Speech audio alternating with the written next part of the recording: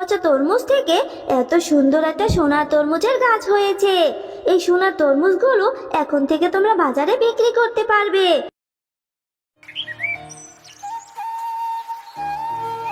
মা, ও মা, তুমি কোথায় যাচ্ছ? আমাকে নিয়ে যাও না মা। আমার যে ঘরের মধ্যে একা একা থাকতে একদমই ভালো লাগে না। আমি যাব তোমার সাথে। আমাকে নিয়ে যাও না মা। মাটিয়া, আমি একটু বাজারে যাচ্ছি। ঘরে যে রান্না করার মতো তেমন কোনো কিছুই নেই। তুই বাড়িতেই থাকিস কেমন? আমি যাব আর আসবো, আর আসার সময় তোর জন্য একটা চকলেট নিয়ে আসবো। আমাকে কিছু কিনে দিতে হবে না মা। আমি শুধু তোমার সাথেই যাব। ঘরে বসে থাকতে আমার আর ভালো লাগে না। তোমার সাথে গেলে আমার একটু ঘোরাও হয়ে যাবে।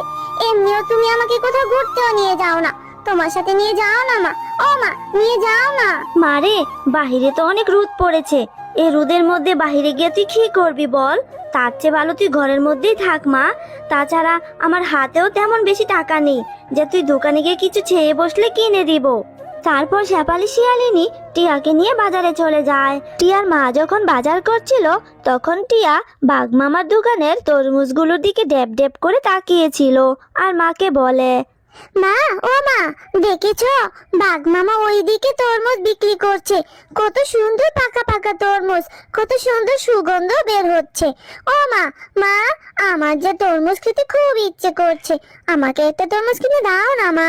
টিয়া, এই জন্যই তোকে বলেছিলাম আমার সাথে বাজারে আসার দরকার নেই। আমার কাছে যে এত টাকা নেই রে মা। একটা তরমুজের তো অনেক দাম। এত টাকা আমি কোথায় পাবো? আর এমনিতে বাজারে এসে যে দেখছি বাজারের তো অনেক দাম। এখন আমি তোকে কি করে তরমুজ কিনে দিব বল? মা, ও মা, আমায় একটা তরমুজ কিনে দাও না মা।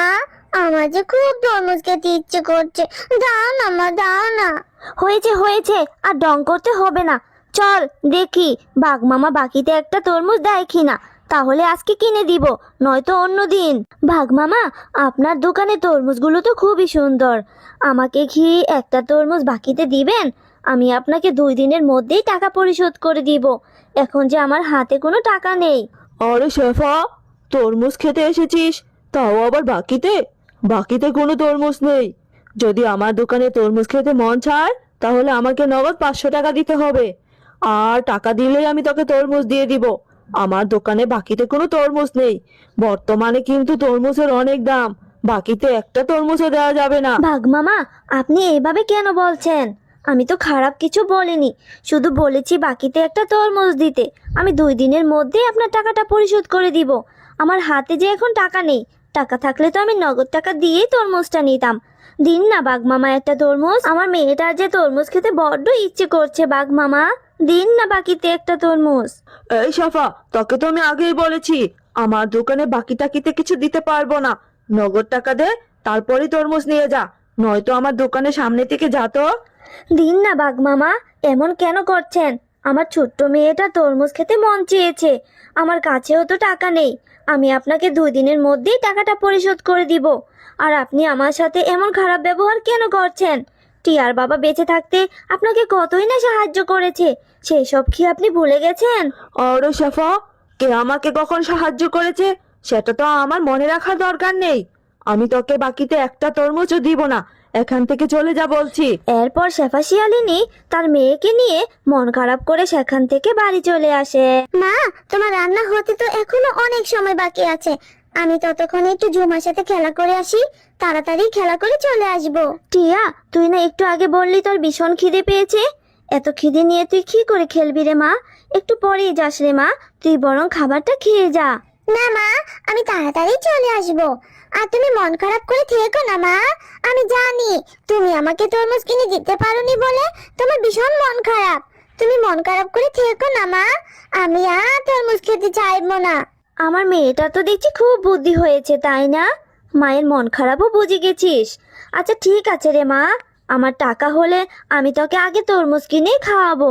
যা, এবার তাহলে খেলতে যা, তাড়াতাড়ি বাড়ি চলে আসবি, ঠিক আছে? ঝুমা, তুই খেলতে চলে এসেছিস? আমাকে ডেকে নিয়ে এলি না কেন? চল এখন আমরা খেলা শুরু করি। না রে টিয়া, আমি এখন খেলতে যাব না। আমাদের ঘরের পেছনে আমার মা কিছু তরমুজ রোপণ করেছে। আমার মা আমাকে বলেছে মাকে সাহায্য করতে যেতে হবে। আজকে মা তরমুজগুলো গাছ থেকে উঠাবে। তুই কি আমার সাথে যাবি?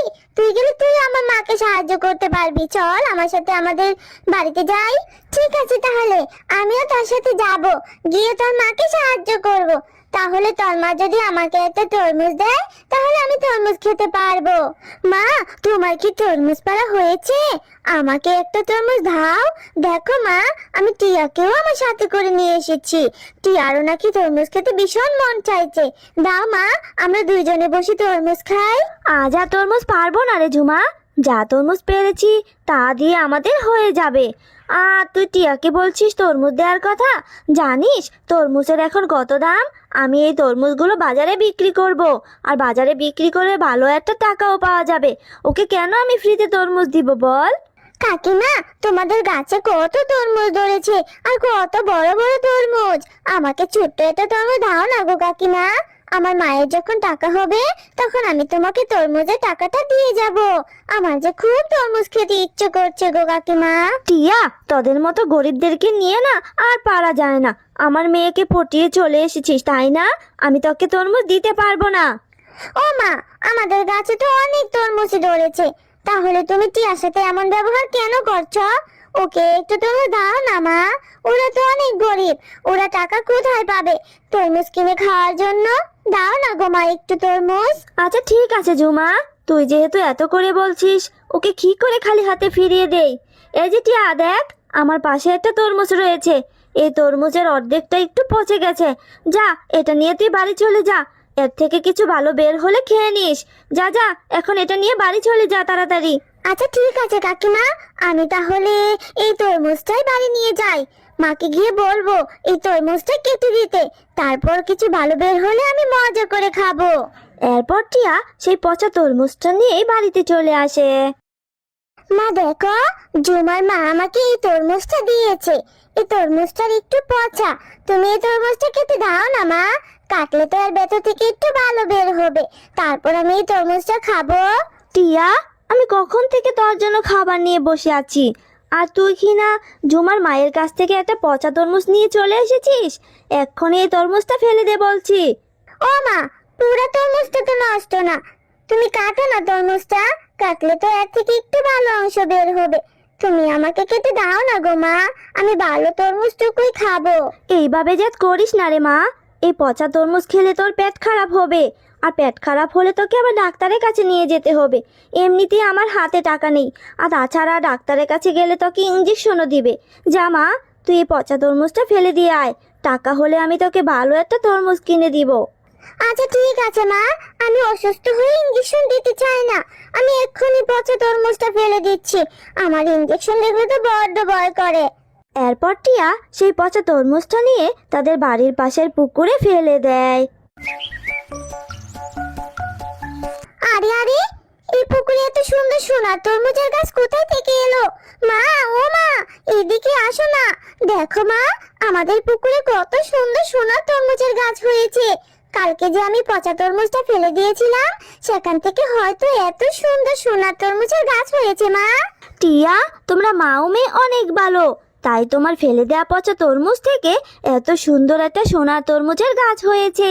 এই সোনার তরমুজগুলো এখন থেকে তোমরা বাজারে বিক্রি করতে পারবে, আর তোমাদের সব অভাব দূর হয়ে যাবে। আরে, এটা তো দেখছি জাদুর সোনার তরমুজের গাছ। তোমাকে অনেক ধন্যবাদ, আমার মেয়েটার ইচ্ছা তাহলে পূরণ হলো। আমি তো অনেক খুশি।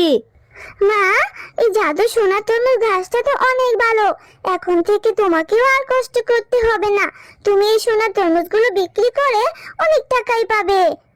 এই নাও, এই ফুলটা তুমি বাড়িতে গিয়ে নিয়ে রোপণ করে দিবে। রোপণ করে তুমি যা চাইবে তাই পাবে। নেল পালিশ নিবে গো, নেল পালিশ, রং বেরঙের নেল পালিশ। কোথায় গেলে দিদিরা, বাচ্চারা? নিয়ে যাও, নেল পালিশ আছে, নেল পালিশ। কি রে মাটিয়া, তুই কি নেল পালিশ নিবি? কাকিমা, আমার কাছে তো নেল পালিশ অনেক ভালো লাগে, কিন্তু আমার কাছে তো টাকা নেই। তুমি একটু দাঁড়াও, আমি মায়ের কাছ থেকে টাকা নিয়ে আসি। যা রে মাটিয়া, একটু তাড়াতাড়ি আসিস। ও মা, নেল পালিশ ওয়ালি কাকিমা এসেছে, নেল পালিশ বিক্রি করছে। আমি একটা লাল রঙের নেল পালিশ নিব, আমাকে টাকা দাও না মা। তুমি তো জানো আমার নেল পালিশ অনেক ভালো লাগে, দাও না মা কিছু টাকা, আমি একটা নেল পালিশ কিনবো। মারে, আমি তো এখানে কাজে এসেছি, টাকা নিয়ে আসিনি। তবে ঘরে কিছু জমানো টাকা আছে, সেখান থেকে তুই 50 টাকা নিয়ে একটা নেল পালিশ কিনে নে রে মা। এরপর টিয়া ঘর থেকে টাকা নিয়ে এসে নেল পালিশ ওয়ালি কাকিমার কাছে চলে আসে। কাকিমা, এই নাও টাকা, আমাকে একটা নেল পালিশ দাও তো। হ্যাঁ রে মা টিয়া, তোর কোন রঙের নেল পালিশ পছন্দ আমাকে একটু বল, আমি তোকে সেটাই দিব। কাকিমা, আমার তো লাল রংটা খুব পছন্দ, তুমি আমাকে লাল রঙেরই একটা নেল পালিশ দাও। আহা কি আনন্দ আকাশে বাতাসে, কি যে মজা লাগছে আমার। আজ গোসল করে নতুন জামা কাপড় পরে আমি হাতে আর পায়ে নেল পালিশ দিব, কি যে মজা লাগছে আমার। কি রে টিয়া, তোকে আজ এত খুশি লাগছে কেন?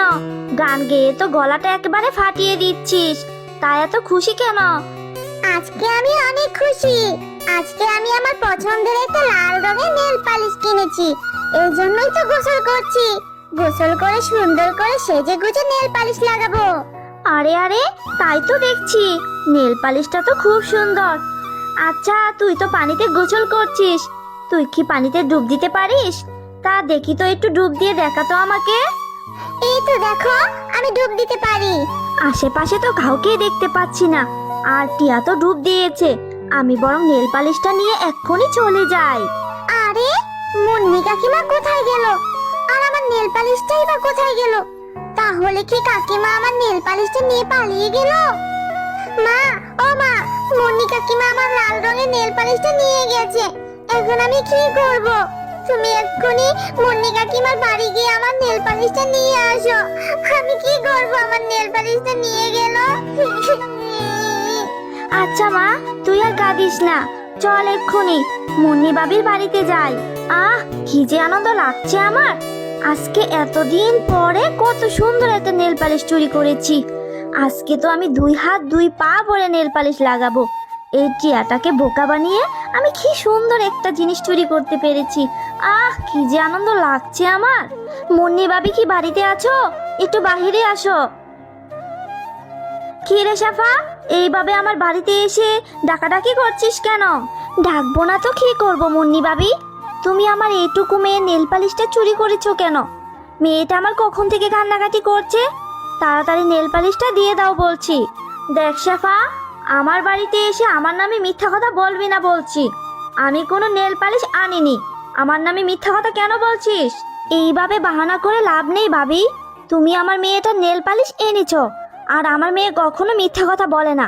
আর তুমি যে চুন্নি সেটা তো পুরো গ্রামেই জানে। তাড়াতাড়ি নেল পালিশটা দিয়ে দাও বলছি। ওরে শেফা রে শেফা, আমার নামে এত বড় মিথ্যা কথা বলছিস? আমি কোনো নেল পালিশ টেল পালিশ চুরি করে আনিনি। এক্ষুনি আমার বাড়ি থেকে যাবি, নাকি আমি লোক জড়ো করব? চল মাটিয়া, ওর সাথে কথা বলে কোনো লাভ নেই, ও নেল পালিশটা দিবে না। আরে যা যা। আরে মুন্নি, তুই তো দেখছি অনেক অভিনয় করতে পারিস। এইভাবে অভিনয় করলে তো তুই নিশ্চিত সিনেমায় চান্স পাবি।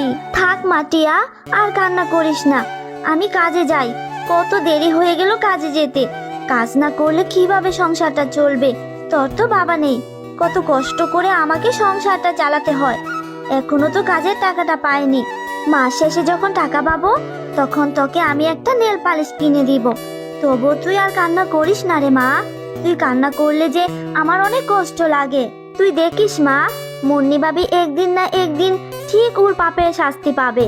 মুন্নি বাবি তো অনেক বড় চোর, ওর জন্য তো গ্রামের পশু পাখিরা অনেক কষ্ট পায়। সেই জন্য আল্লাহ নিশ্চয়ই ওকে একদিন শাস্তি দিবে। যে অন্যের জন্য খারাপ করে তার কখনো ভালো হয় না রে মা।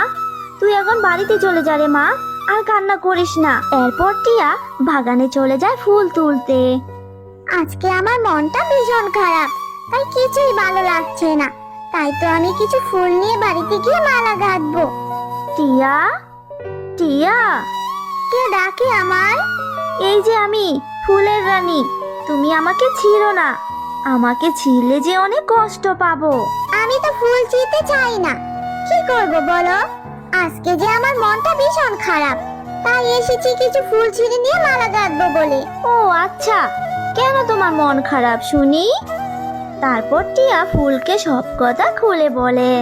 আহারে, তোমার সাথে তো দেখছি খুব অন্যায় হয়েছে। আচ্ছা দাঁড়াও, আমি তোমার মনটা এক্ষুনি ভালো করে দিচ্ছি। আমি তোমাকে একটা জাদুর ফুল দেব। এই নাও জাদুর ফুল, এটা তুমি বাড়িতে গিয়ে উঠোনে রোপণ করে দিবে, তাহলে তোমার অনেক ভালো হবে। এরপর টিয়া বাড়িতে গিয়ে উঠোনে ফুলটি রোপণ করে দেয় আর তার মাকে সব কথা খুলে বলে। এরপর রাতে যখন সবাই ঘুমিয়ে পড়ে, তখন ফুলের রানী এসে ফুলটি থেকে জাদুর নেল পালিশের গাছ বানিয়ে দেয়।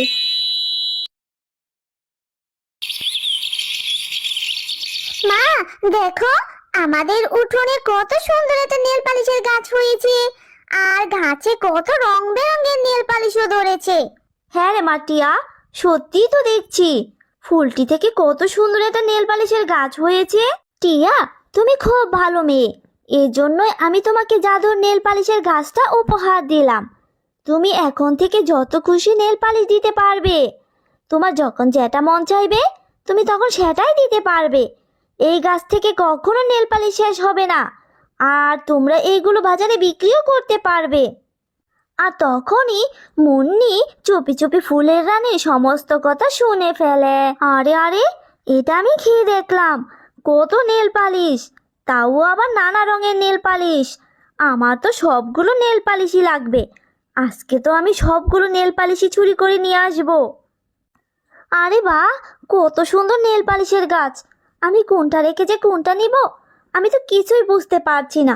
আমি বরং সবগুলোই নিয়ে যাই। এই লোভী মুন্নি, খবরদার এই নেল পালিশের গাছের কাছে ভুলেও আসবি না, তাহলে তোর অনেক বড় ক্ষতি হয়ে যাবে। চলে যা বলছি। আরে, কে এসে কি বলে গেল? আমি তো কাউকে দেখতে পেলাম না। আমার নাকি ক্ষতি হবে, যাই তো দেখি। আ আমি জ্বলে গেলাম রে বাবা, আমি তো মরে যাচ্ছি। আ আমাকে কেউ বাঁচাও। কেমন লাগে? শুনলি না তো আমার কথা? নেল পালিশ চুরি করবি? কর এখন, বুঝ মজা এখন। মা, ও মা, মুন্নি কাকিমা এখানে শুয়ে আছে কেন? কি জানি মা, মুন্নি ভাবি এইভাবে এখানে পড়ে আছে কেন? আমি তো বুঝতে পারছি না রে মা, কি হলো? টিয়া, মুন্নি তার পাপে শাস্তি পেয়েছে। ও তোমার নেল পালিশ গাছ থেকে নেল পালিশ চুরি করতে এসেছিল, তাই তার এরকম অবস্থা। শুধু তোমার নয়, ও বনের সকল পশু পাখিদের সাথে অন্যায় করেছে, তাই আজকে ওর এই অবস্থা। যে অন্যের খারাপ করে তার সাথে কখনো ভালো কিছু হয় না। তুমি অনেক ভালো মেয়ে টিয়া, তুমি সবসময় ভালো থেকো আর গরিবদেরকে সাহায্য করো।